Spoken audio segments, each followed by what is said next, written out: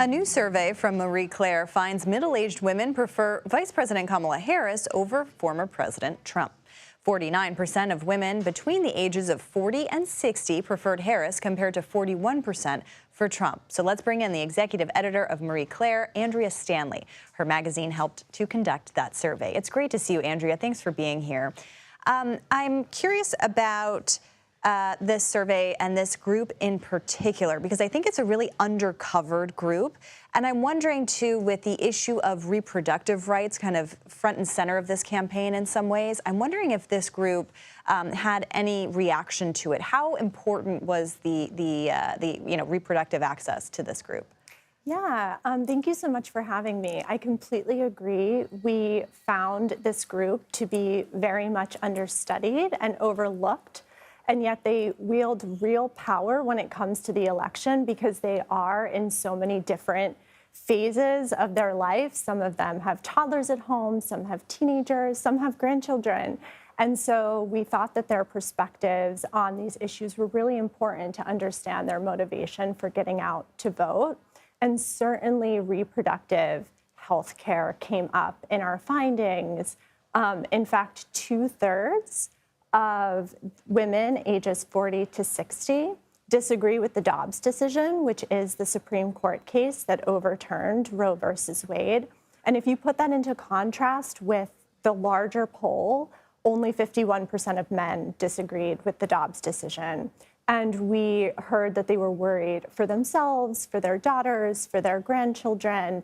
And they aren't just looking for a candidate who is going to address these issues on a state level, but they're really looking for someone who is going to affect change around abortion policy on the federal level. So I think it's very telling that reproductive health care and abortion access specifically are certainly a motivating factor for women in this age group. Yeah, and your survey also found that women in this age group actually don't have a lot of hope for the future of this country. That was pretty striking to me.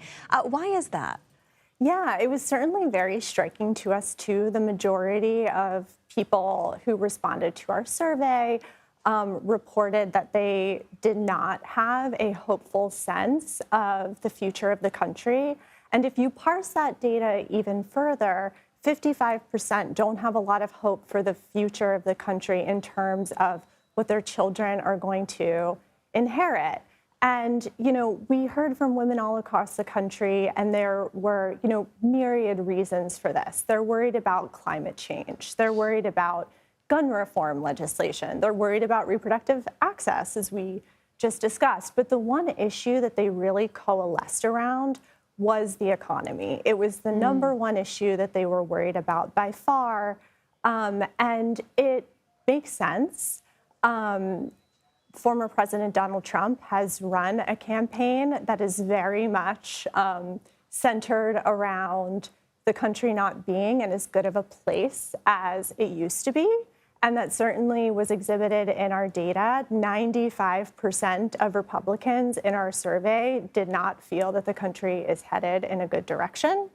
But I think in addition to that, it's something that affects women's lives in a very real and tangible way. And we heard that too. 74% of survey respondents between the ages of 40 and 60 feel that they are having more trouble affording basic necessities today than they were before. So it's certainly a very motivating factor for women as they're thinking about how they want to vote this election cycle. Yeah, such an undercovered group and such nuanced views of these big issues we've been talking about all cycle. Andrea Stanley, thank you so much for this. We appreciate it. Thank you for having me.